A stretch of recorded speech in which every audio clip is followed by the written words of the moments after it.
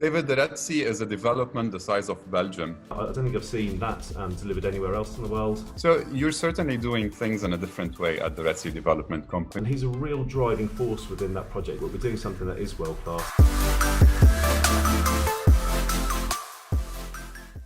Hello everyone, and welcome to today's episode of Industry Spectrum Home Edition.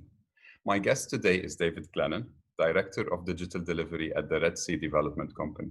Hello David, and thank you for being here. David, the Red Sea is a development the size of Belgium. Help me understand the scope. What goes in a project of that size? We are developing a sort of hyper luxury tourism destination, and it's on the west coast of Saudi Arabia. I think it's 90 islands. We are for the end of 2022, so that's our end of our phase one. We're going to have a number of those islands developed with hotels. We've got a couple of inland sites, one on dunes, one on a mountain, and as well as an absolutely stunning airport. It's the size of Belgium, the site, so that brings its own challenges. I really look forward to visiting the site. Can you maybe speak about some of those challenges that you've mentioned, and I'm sure they brought by the massive scale that you were talking about? So if you think about working internationally, we're already working with a very distributed team, which brings different working hours, different working week, that observe different weekends. But that's absolutely necessary to bring some of the best minds, some of the best talent around the world to focus in on this unique project.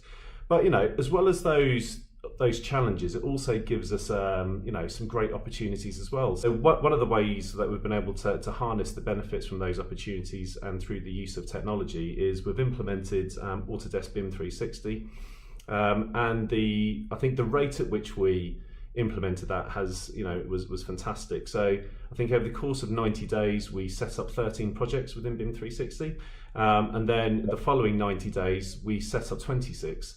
So the idea that you're able to set up a platform as well as get the workflows, the processes, starting from scratch, and then at the same time bring on your supply chain. So not only train our staff, but work with our consultants and contractors internationally and get them up to speed to use the tool.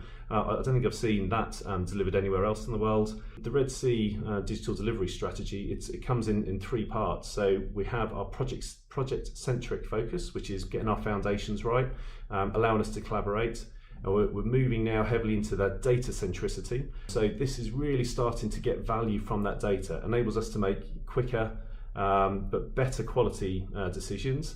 And probably more importantly for us at the moment is automation. One example of that has been just on one of our projects. We were able to, in one review process, remove, it was about 1,200 hours worth of effort just by bringing some automation and looking at the data.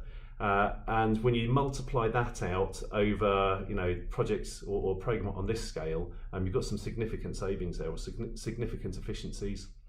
And the third stream, as part of our digital delivery sort of maturity or strategy, is customer centric. And this is where we're starting to create our digital twin, and that will then enable us to work with our smart destination team and provide a better customer experience through the work that we're doing right now. So you're certainly doing things in a different way at the Red Sea Development Company. What is the one differentiator that you attribute that innovation to?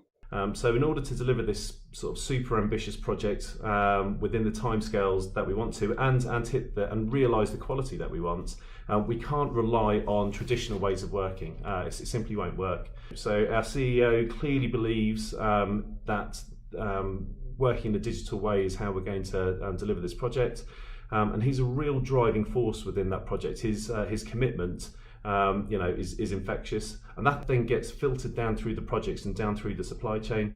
And apart from your role in establishing a diverse tourism sector in the kingdom, how will the Red Sea Development Company contribute to the kingdom's Vision 2030? One of the elements that I'm certainly most proud of is that my very first BIM manager was a Saudi national, and that was at a time when there weren't many BIM managers in the kingdom, and he's been bolstered by some of the best talent in this region who have delivered projects of this scale around the world. We're also creating new roles. So one of the key parts of digital delivery is information management, and we're we're sort of transforming some of the more traditional roles certainly within my team, and turn them like ready for the digital age. So that's sort of really focusing on the people piece. But there's lots of opportunities. This way of digital working is helping us to enable things like those modern methods of construction. So prefabrication, modular work. So that will have an impact on the manufacturing sector here. It's the same if you look at the massive sustainability drivers on the project here as well. Again, it's going to help drive that market. But certainly from a digital perspective, we're doing something that is world class, and I know I'm just convinced that we're going to leave a sort of like digital capability legacy here. The bit that I get excited about is we're going to see what impact some of the things that we're doing is going to have on that customer experience. So in future projects or future phases or future developments, we're going to be able to see what's worked and what hasn't worked from a customer experience perspective, and then use that to drive some of our future designs. And again, so having that full sort of life cycle view is often seems so rare. David, really valuable insight. Thank you for sharing it. Stay safe, everyone. I'll see you in the next episode of Industry Spectrum Home Edition.